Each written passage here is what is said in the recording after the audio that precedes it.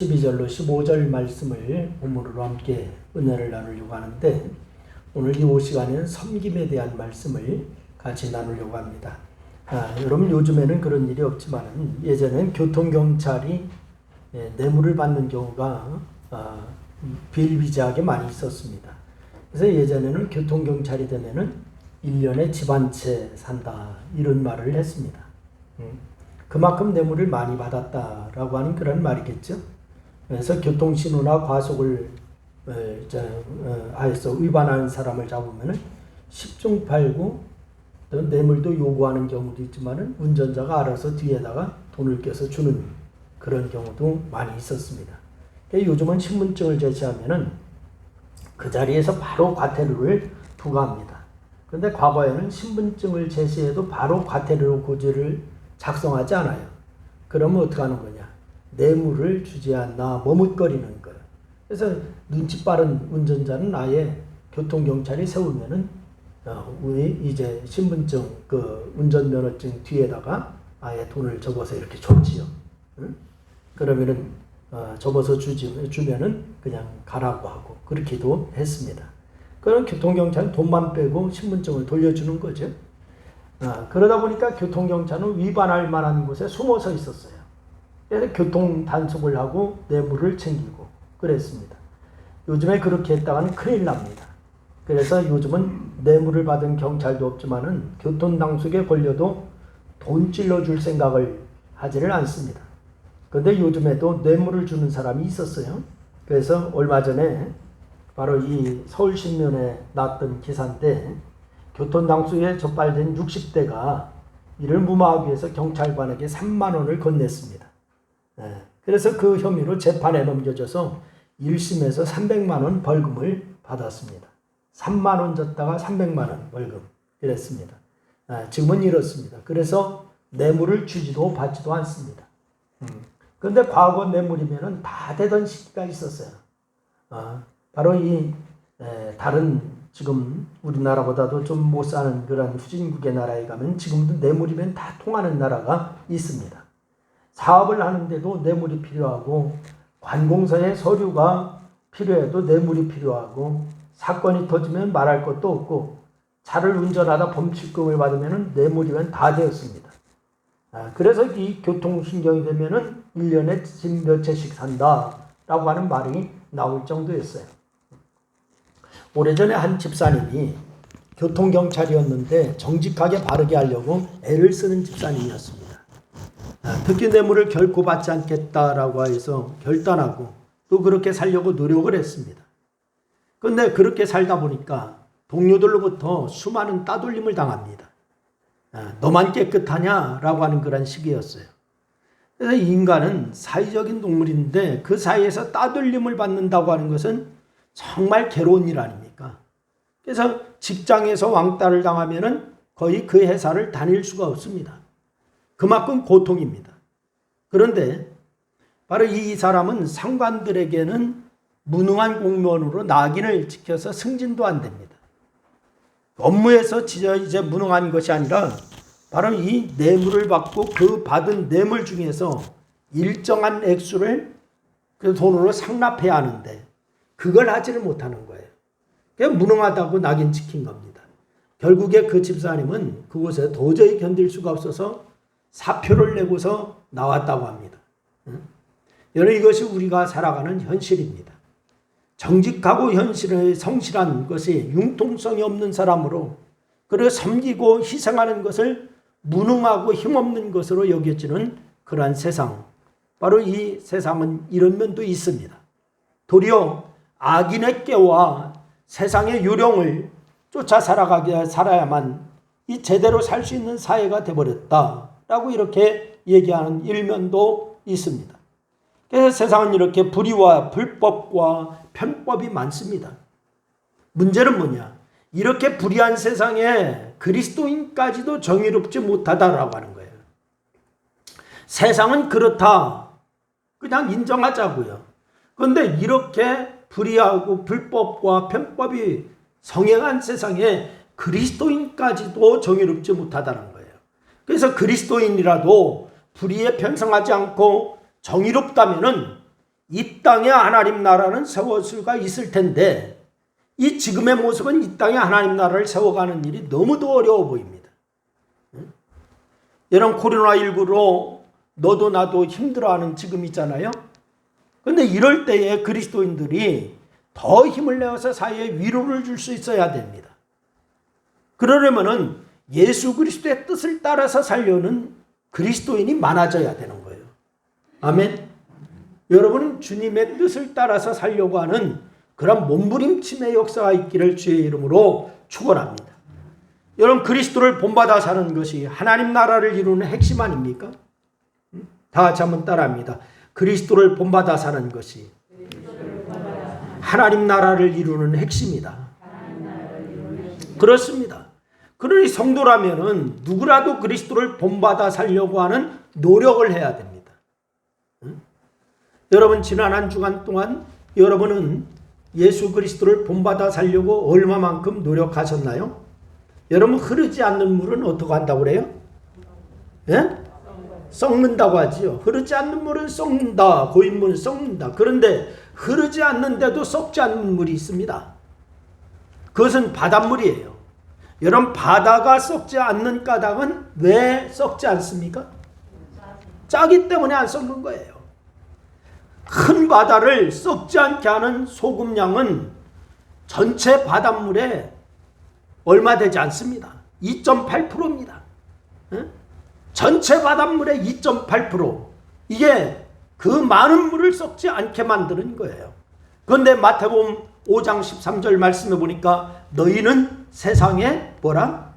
소금이라. 이렇게 말씀하셨어요. 여러분 세상에 그리스도인들이 곳곳에 있다면 세상을 썩지 않게 할 수 있다라고 하는 생각을 갖게 하는 되는 거 아닙니까? 그런데 이 나라에 우리나라에 그리스도인들이 몇 프로라고 합니까? 몇 프로? 아니요 40%는 아니야. 20%를 얘기해요. 또 어떤 분은 25%라고도 얘기하는 분도 있어요. 여러분 20%는 될 텐데 사회는 물질망주의와 부패와 이제 부정과 불평등, 이 불평과 불행지수만 높아지고 있어요. 불행지수, 불평지수 이게 얼마나 높은지 몰라요. 성도가 그리스도인이 바로 서지 못하고 그리스도를 본받아 살지 못하기 때문에 사회가 이렇게 됐다라고 하는 자책을 우리가 하여야 될 줄로 믿어요. 여러분 흔히 운물이 맑아야 아랫물도 맑다라고 하는 속담이 있잖아요. 윗물이 맑아야 아랫물도 맑다. 그래요. 여러분 앞에 서 있는 사람들이 부패하면 그 밑은 볼 것도 없죠. 여러분 한국교회는 언제부터인가 기득권자가 되어버렸어요. 사회의 기득권자. 여러분 사회 곳곳에 오너나 정치 지도자들 중에 기독교인들이 많이 있습니다. 여러분 곳곳에 기독교인들이 있어야 하는 것은 그 지극히 아주 좋은 일이에요. 한국 사회에 기독교인이 이렇게 많은데도 사회가 변하지 않고 부패하고 불평등한 이유가 여러분 앞에서 있는 그러한 기독교인들이 기독교인 지도자들이 그리스도를 본받아 살고 있지 않기 때문이다 라고 얘기할 수가 있어요. 여러분 그들은 그리스도인다운 영향력을 보이지 않고 있습니다. 우리 그리스도인들이 바로 그리스도인다운 영향력을 보일 때 이 사회는 여러분 밝아질 줄로 믿으시기를 바랍니다. 여러분 그래서 그들이 사회에 덕을 끼치기는커녕 오히려 앞장서 부정한 모습을 보이는 사람도 있어요. 여러분 종교만 기독교일 뿐이지 또 사회적으로 자기 주장을 하거나 결백을 주장할 때만 기독교인이라고 하나님을 믿는다고 주장하지 정의가 필요하고 어려운 사람에게 누군가가 그들의 편이 되어줄 때 그곳에는 바로 그리스도인들이 없어요. 여러분 그곳에 보이지 않아요. 그러니 우리 사회에 교회가 이렇게 많고 기독교인이 많아도 사회에 영향력을 끼치지 못하고 있는 거예요. 여러분 과일 가게 하는 분이 있었어요. 인근 교회의 교인이 자주 찾아가서 전도를 합니다. 교회 나오시라고 예수님 믿으시라고 전도를 했습니다. 예수 믿을 마음이 전혀 없는 이분에게는 이게 보통 귀찮은 일이 아니에요. 손님이기 때문에 올 때마다 예수 믿으라고 하지. 그러니까 불평할 수도 없고 싫다고 그냥 뿌리칠 수도 없고, 이 과일 가게 하시는 분이 그렇습니다. 그런데 이분이 찾아와 전도를 하고는 과일을 사가는데 매번 다른 사람과 달리 반대로 가장 작은 거, 흠집이 있는 거, 팔기 곤란한 거, 이런 것만 가지고서 골라서 사가는 거예요. 응? 그래서 다른 사람이 와서 과일을 사는데도 그분이 하던 그대로 또 합니다. 똑같이 작은 거, 흠집 있는 것만 골라서 사가는 거예요. 전도하시는 분이 와서 그렇게 했는데 또 다른 사람이 와서 사가는데 또 그렇게 하네. 그래가지고 이 과일 가게 하시는 사장님이 바로 물었습니다. 자기도 모르게 당신도 저 교회 교인이에요? 하면서 물었어요. 그러니까 웃으면서 고개를 끄덕이는 모습을 보고서 다음 주일부터 자기 말로 교회를 찾아가게 되었답니다. 여러분, 이런 모습이 그리스도인다운 모습이 아닐까요? 이런 모습이 바로 그리스도인다운 모습이에요. 여러분, 그리스도인답다고 하는 거, 여러분 그리스도를 본받는다라고 하는 거, 뭐가 그리스도인다운 거고 뭐가 그리스도를 본받는 것입니까? 여러분, 그의 삶에서 전도가 되면은 그리스도인다운 거예요. 다 같이 한번 따라합니다. 나의 삶에서 전도가 되면은 그리스도인다운 것이다. 내 삶에서 전도가 된다. 그러면 그리스도인다운 겁니다. 어렵게 생각할 필요가 없어요. 내 삶에서 전도가 된다. 그리스도를 본받은 삶입니다. 여러분, 전도가 되지 않고 그리스도의 이름이 먹칠을 하면은 그리스도인이라고 할 수가 없는 것입니다. 여러분, 그리스도의 가르침에 가장 중요한 것은 뭐냐? 서로 사랑하면서 섬기라고 하는 거잖아요. 예수님의 가르침. 이잖아요. 서로 사랑하고 어떻게 하라고요? 섬겨라. 사랑하고 섬겨라. 그러니까 우리는 어렵고 힘든 일에 앞장서야 하고 연약한 지체를 섬겨야 하고, 이게 그리스도인입니다. 응? 아멘 하셔야 돼요. 응? 이렇게 하니까 고개를 숙일 일이 아니요. 다들 여기를 보세요. 응? 여러분, 예수님은 제자들에게 뭐라고 하냐? 낮아지라고 가르치시고 섬기라고 말씀하세요. 낮아져라, 섬겨라, 이 말씀하세요. 지도자나 오너가 되지 말라는 것이 아닙니다. 여러분, 예수님이 낮아지라고 하신 것은 능력이 아니라 자세인 거예요. 낮아지는 거 능력이 아니라 자세인데, 겸손한 자세를 가지라고 하는 것이지 무능력한 사람이 되라 이 말이 아닙니다. 아, 무능력한 사람이 돼야 되겠네, 오너가 되면 안 되겠네, 지도자가 되면 안 되겠네, 이 말이 아닙니다. 여러분, 예수님이 낮아지라고 하신 것은 겸손하여 섬기라는 거예요. 오너의 자리에서도 섬겨라, 지도자의 자리에서도 섬겨라, 이 말입니다. 특히 높아질수록 낮아져야 되는 거예요. 아멘. 높아질수록 낮아져야 돼. 예배 전에 우리 권사님 그 말씀하셔요. 높아져야, 높은 자리에 있어야 섬길 수가 있지, 낮은 자리에서 섬기지 못하지요. 그래, 맞아요. 내가 섬길 곳이 있어야 섬기지. 그래요, 안 그래요? 맞습니까? 안 그렇습니까? 응? 그래요. 그럴 때 사람들이 높아질수록 낮아질 때, 그때 사람들이 나를 높여줘야 진정한 높음이 되는 거죠. 그러니까 주님도 비유해서 말씀하시잖아요. 어느 자리에 가면은 상석에 앉지 말고 어디 앉으라고요? 어디 앉으라고? 말 속에 앉으라. 그러면 당신 자리가 거기가 아니고 저 상석이 마땅한 자리면은 주인이 와서 어떻게 한다고요? 아, 당신의 자리는 그곳이 아니라 저쪽입니다. 저쪽 좀 높은 데로 가시죠. 이런다는 거 아니에요. 응? 자신을 스스로 높이면 어떻게? 내가 높은 자리에 있다가 당신 자리는 그것이 아닙니다. 저 밑으로 좀 가시죠. 이러면 얼마나 창피한 일이요. 응? 이런 말과 행동이 사람들에게 갑질로 비춰지게 되면 안 되는 거죠. 그러니 높아지고 싶다면 낮아져라. 이게 주님의 가르침이에요. 여러분, 어느 날 형과 동생이 싸웠습니다. 엄마가 참다 못해서 이런 이야기를 했어요. 형과 동생이 싸우는 것을 보고, 야, 먼저 용서하는 사람이 형이다, 이랬어요. 싸우는 형제에게 먼저 용서하는 사람이 형이다 그랬어요. 그래서 갑자기 형이 딱 가더니 야 미안해 이러는 거예요. 응? 용서를 구했어요. 왜 그랬을까요? 왜 그랬을까? 응? 동생이 먼저 용서하면 졸지에 동생이 되니까, 응?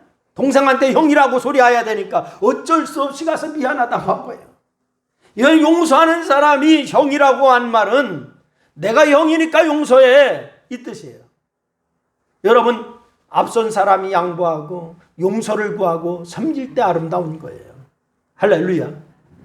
우리가 앞서고 우리가 정말로 그리스도 안에서 정말 모든 것을 알고 모든 것을 갖고 있지만 섬길 때에 정말 아름다운 모습이 나타나게 되는 줄로 믿으시기를 바랍니다. 여러분, 교회에서 직분을 주는 것은 섬기라고 주는 겁니다. 다 같이 직분을 주는 것은 섬기라고 주는 것이다. 아멘. 여러분, 집사님, 권사님, 안수집사님 다 직분을 줍니다. 권사, 집사, 안수집사 직분은 높고 낮음의 권세가 아니에요. 이것을 권세라고 생각하면은 교회는 그리스도의 뜻을 이뤄나갈 수가 없습니다. 직분은 섬김을 나타내는 의미예요. 평신도보다는 바로 집사님이 더 많이 섬기라는 거예요. 집사님보다는 권사님이, 안수집사님이 성도를, 교회를 더 많이 섬기라는 거예요. 아멘. 여러분, 정말로 직분에 따라서 더 많이 섬김의 역사가 있을 때 교회는 교회다워지는 줄로 믿으시기를 바랍니다. 그렇게 할 때 집사님을 존경하고 권사님, 안수집사님을 존경하는 거예요. 할렐루야. 다 같이 섬길 때에 존경받는다. 여러분, 키가 아주 작은 목사님이 있었어요. 저도 키가 작은 사람인데, 예? 강대상에 서면 교인들에게 목만 보여. 너무 작아서, 그래서 단을 높였습니다. 강대상 단을 높였어. 그래서 설교하는데 지장이 없게 되었는데도 이분은 설교하다가 흥분만 되면 발을 들썩들썩 들어. 왜 그러냐? 자기의 키가 작았으니까 그때를 생각하는 거예요. 발을 드는 건 키를 높이기 위한 것이죠. 그러니까 키를 높이는 것은 자기 키가 작다는 것을 인식한다고 하는 뜻이에요. 이렇게 높이는 것을. 그러니까 좀 더 커 보이고 높아 보이고 싶은 생각이 습관적으로 본능적으로 나타나는 거예요. 여러 인간은 본능적으로 뭐가 있느냐? 높아지려고 하는 게 있습니다. 뭐 하려고 하는 게 있다? 높아지려고 하는 게 있어요. 높아지려고 하는 본능 때문에 사람들은 속이고 거짓말을 합니다. 왜? 자기가 높아져야 되기 때문에 속이기도 하고 거짓말도 하고 이래요. 결코 자신에게 아무런 도움이 안 되는데도, 사람들이 다 알고 있는데도 뻥을 친다고. 높아지고 싶은 본능 때문에 그런 거예요. 그런데 예수님께서는 제자들이 서로 높아지려고 다툴 때에 자신이 이 땅에 온 것은 마태복음 20장 28절 말씀을 보니까 섬김을 받으러 온 것이 아니라 섬기러 온 것이다 라고 이렇게 얘기했어요. 내가 이 땅에 온 것이 섬김을 받으려고 온 것이 아니라 섬기려고 왔다 이렇게 말씀하세요. 그러니까 예수님은 높아지려고 하는 것을 비판하신 것이 아니라 높아져서 대접받으려고 하는 태도를 지적하신 거예요.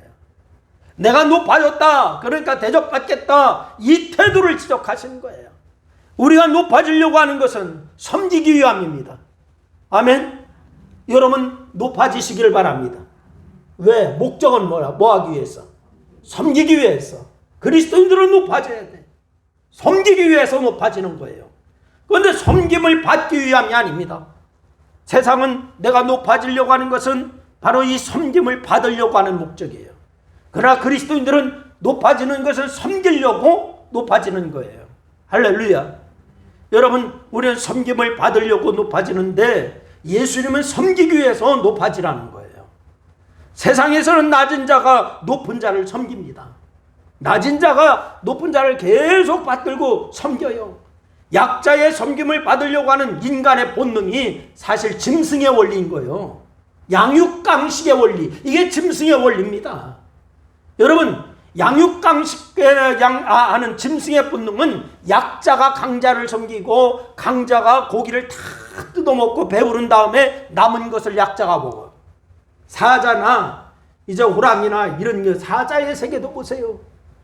사자가 먹잇감을 딱 잡으면은 가장 대장이 먹고 난 다음에 나머지 부하들이 와서 다 고기를 뜯어 먹습니다. 이게 세상의 원리예요. 그런데 하나님께서는 어떻게 하냐? 인간에게 주신 법이 강자가 약자를 섬기라고 하는 거예요. 짐승의 원리를 따라서 살지 말고 인간의 원리를 따라서 살아라. 이게 하나님의 가르침인 줄로 믿으시기를 바랍니다. 그런데 들고 인간들은 타락해가지고 어떻게 하느냐? 짐승의 원리를 따라서 살려고 그래. 짐승의 원리를. 여러분, 우리는 짐승이 아니라 뭐예요? 사람, 인간이에요. 인간의 원리는 높은 자가 낮은 자를 섬겨라. 이게 하나님의 가르침입니다. 여러분 보세요. 짐승과는 반대로 약한 자가 음식을 먹을 수 있도록 배려하고 그 다음에 강한 자가 먹는 것이 섬기는 자의 모습인 줄로 믿으시기를 바랍니다.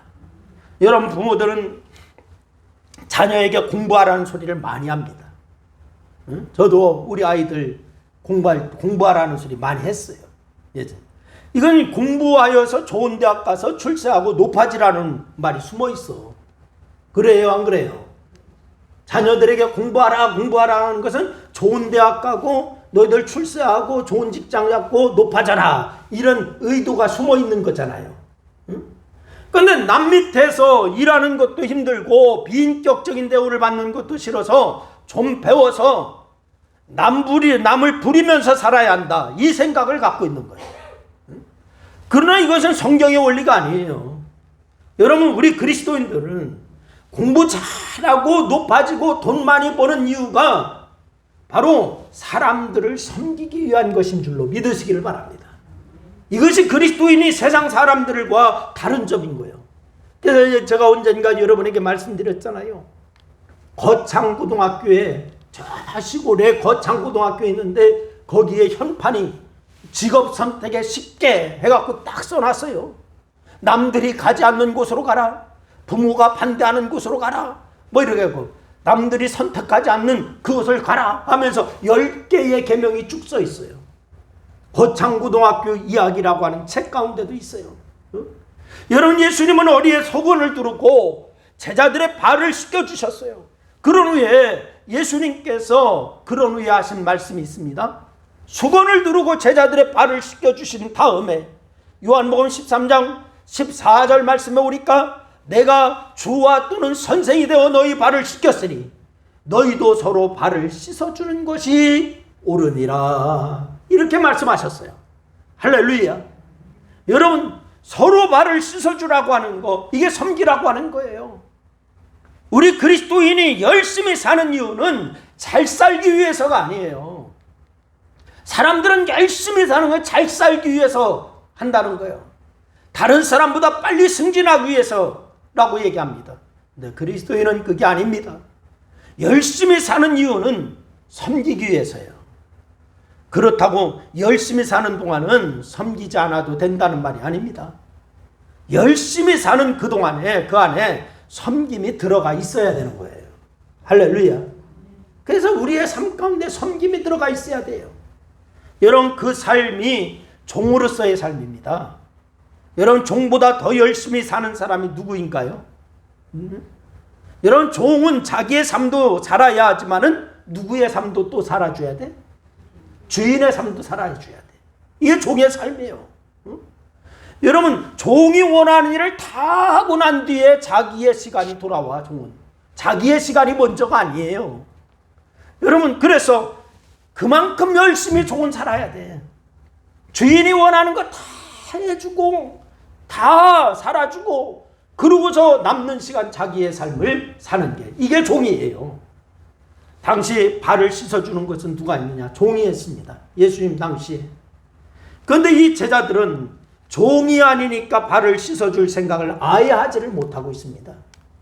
예수님과 함께 이곳저곳 돌아다니다가 바로 돌아와서 몸도 피곤하고, 그러니까 종이 아니니까 나는 종이 아닌데 하고 발을 씻어줄 생각을 하지를 못하고 있어요.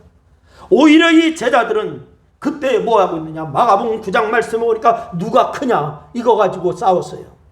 누가 크냐? 쟁론하고 있어요. 그런 제자들이 누가 누구의 발을 씻어주겠어요? 응? 내가 너보다 큰데? 너보다는 내가 조금 더 큰데? 아니야, 내가 더 커. 이러는데 발을 씻어주는 것은 누가 하는 일이라고요? 종이 하는 일인데 거기에 발을 씻어주는 일이 나오겠습니까? 응? 그러니까 주님은 그렇게 누가 크냐는 쟁론을 할 때에 제자들을 불러가지고 하시는 말씀이 있었지요.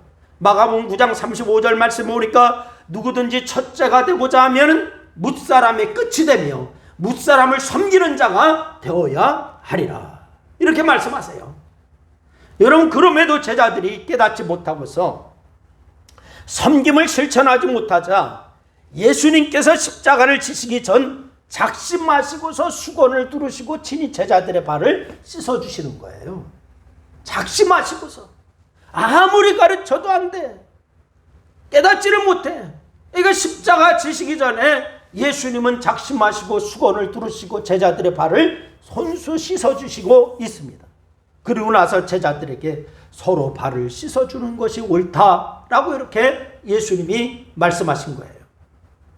종이 하는 것을 선생이신 주님께서 친히 발을 씻어주시면서 서로 발을 씻어주라고 하니까 할 말이 없었던 거예요. 제자들은요. 더 이상 할 말이 없어요. 제자들은 성령 충만을 받고 나서야 비로소 예수님의 말씀을 그때서 깨닫지요. 발을 씻어줄 때도 깨닫지를 못했습니다.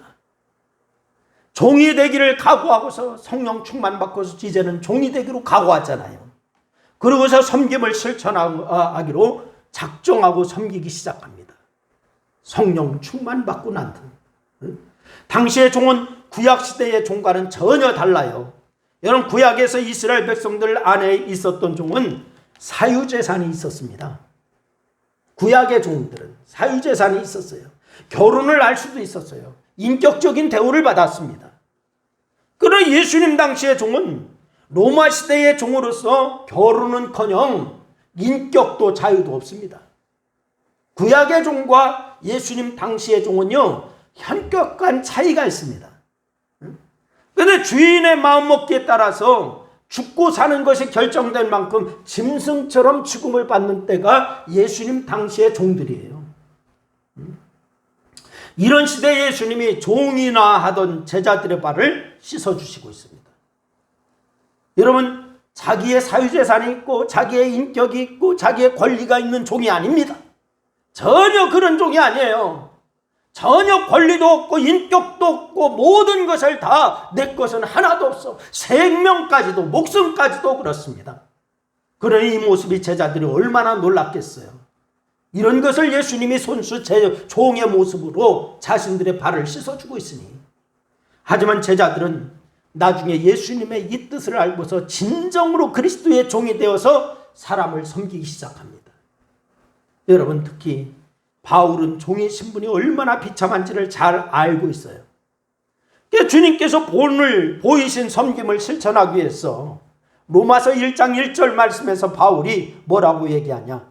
예수 그리스도의 종 바울, 이렇게 얘기하고 있습니다. 누구의 종 바울?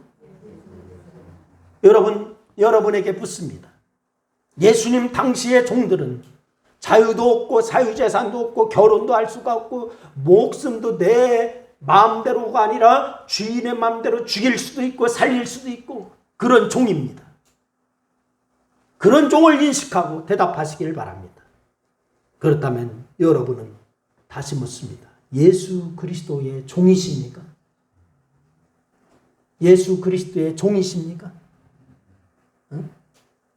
내 것은 하나도 없는 거예요. 자유도 없어요. 생명도 내 마음대로가 아니라 죽일 수도 있고 살릴 수도 있어요.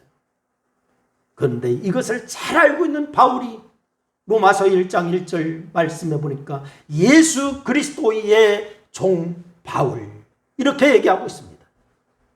이렇게 바울은 자신을 종이라고 소개하고 있어요. 말만 종이라고 한 것이 아니라 정말 그리스도의 종이로서 자신의 목숨을 아끼지 않고 죽기까지 충성을 합니다. 이제는. 정말 말로만 종이라고 한 게 아니라 실천하는 삶이 종이 되었습니다. 이런 모습을 본 당시 성도들 역시 종을 종이라고 하지 않고 누구라도 다 형제로 받아들이기 시작했어요. 오네시모를 보세요. 빌레몬에게 오네시모는 종이었습니다. 도망갔어요. 빌레몬이 죽일 수도 있고 살릴 수도 있고 모든 권한이 있어요. 그런데 빌레몬이 오네시모를 뭘로 받아들여요? 종이라고 하지 않고 뭐라고 불러요? 형제라고 부르고 있습니다. 여러분, 이런 모습이 로마 사회에 충격을 주었던 거예요.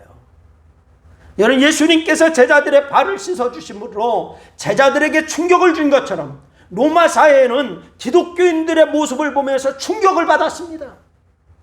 여러분, 그렇다면 오늘 이 한국적인 상황에서 20%가 그리스도인인데 20%인 그리스도인인 여러분과 저의 모습을 보고 이 세상은 충격을 받고 있는가? 이 세상은 충격을 받고 있는가? 여러분, 이것을 보고 우리는 하나님 앞에 우리의 자신의 모습을 보고 회개하여야 돼요. 초대교회 성도들의 이런 모습 때문에 당시 박해를 받으면서 최악의 상황에서도 기독교는 하루가 다르게 부흥했어요. 바로 믿지 않는 사람들이 오히려 보면서 친송의 소리를 하고 바로 나도 교회 가면 안 되냐고 자기의 발로 뛰어나왔던 그런 모습이에요. 여러분, 우리도 제자들처럼 사람들을 섬길 수 있기를 주의 이름으로 부탁을 드립니다.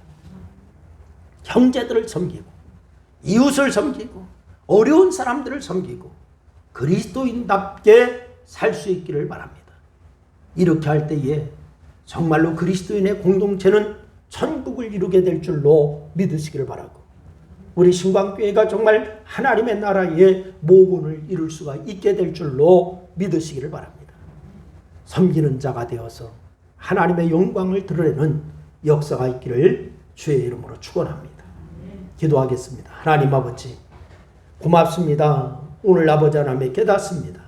섬기는 자가 되라. 예수님 믿는 것이 무엇인가 하는 것을 본질을 우리가 다시 한번 생각하게 하시니 감사합니다.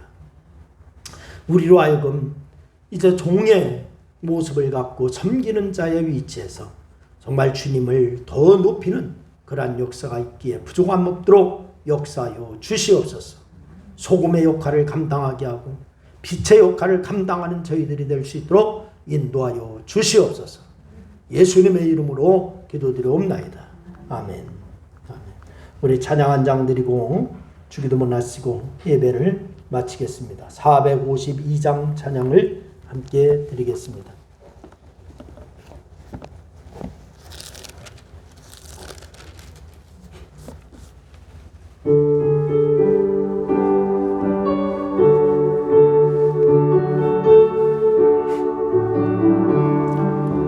내 모든 소원 기도의 제목 예수님 닮기 원함이라.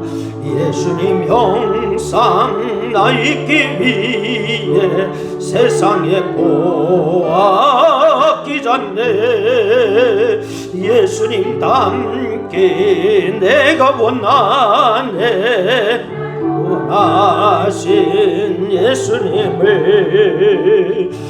마음속에 두고도사 주님의 형상 인치소서. 무한한 사랑 풍성한 긍휼 슬픈 자 위로하시는 주. 길 잃은 죄인 부르는 예수 그 형상 담게 없소서. 예수님 담기 내가 원하네. 날 구원하신 예수님을 내 마음속에 지금 고도사 주님의 형상 인치소서. 겸손한 예수 거룩한 주님 원수의 멸시 참으시사 우리를 위해 고난을 받은 그 주를 함께 주소서. 예수님 남긴 내가 원하네. 날 구원하신 예수님을 내 마음속에 지금 고도사 주님의 형상 인치소서. 아멘. 하늘에 계신 우리 아버지여, 이름이 거룩히 여김을 받으시오며 나라의 마옵시며 뜻이 안에서 이룬 것 같이 땅에서도 이루어지리이다. 오늘날 우리에게 일용할 양식을 주옵시고 우리가 우리에게 죄인들을 사준 것 같이 우리 죄를 사하여 주옵시고 우리를 시험에 들게 하지 마옵시며 다만 악에서 구하옵소서. 대개 나라와 권세와 영광이 아버지께 영원히 있사옵나이다. 아멘.